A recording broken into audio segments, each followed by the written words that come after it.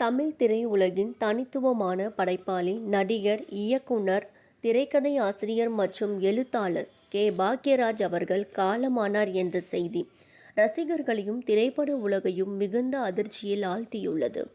73 வயதான பாக்யராஜ் உடல்நலக் குறைவு காரணமாக வீட்டில் சுய நினைவை இழந்த நிலையில் மருத்துவமனையில் கொண்டு செல்லப்பட்டதாகவும் அங்கு சிகிச்சை பலனின்றி உயிரிழந்ததாகவும் தகவல்கள் வெளியாகியுள்ளன. 1953ஆம் ஆண்டு ஜனவரி 7ஆம் தேதி பிறந்த பாக்யராஜ் தமிழ் சினிமாவில் ஒரு புதிய பாணியை உருவாக்கியவர்.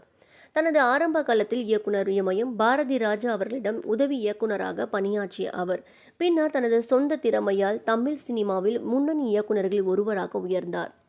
திரைக்கதை எழுதுவதில் தனக்கென ஒரு முத்திரையை பதித்த பாக்யராஜ் குடும்ப உறவுகள், காதல், நகைச்சுவை மற்றும் சமூக கருத்துக்களை எளிமையாக மக்களிடம் கொண்டு சென்றார். முந்தானை முடிச்சு, தாவணி கனவுகள், சுந்தரகாண்டம், இது நம்ம ஆளு, அந்த 7 நாட்கள் போன்ற வெற்றி படங்களை இயக்கி நடித்துள்ளார்.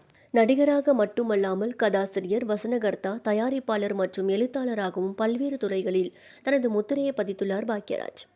அவரது கதைகளில் காணப்படும் யதார்த்தமான மனித உறவுகளும் நகைச்சுவை கலந்த திரைக்கதைகளும் ரசிகர்களை இன்றளவும் கொண்டாடப்படுகின்றன. தமிழ் சினிமாவில் சாதாரண மனிதர்களின் வாழ்க்கையை சுவாரஸ்யமான திரைக்கதையில் பதிவு செய்த பாக்யராஜின் படைப்புகள் முக்கியமானவை. அவரது படைப்புகள் பல தலைமுறைகளுக்கு ஊக்கமாக அமைந்துள்ளது. பாக்யராஜ் அவர்களின் மறைவு தமிழ் திரையுலகிற்கு ஈடு செய்ய முடியாத இழப்பாக பார்க்கப்படுகிறது. அவரின் படைப்புகள் என்றும் ரசிகர்கள் மனதில் நினைத்து நிற்கும். பாக்யராஜ் அவர்களுக்கு எங்கள் ஆழ்ந்த இரங்கல். அவரது ஆன்மா சாந்தியடை இறைவனை வேண்டுகின்றோம்.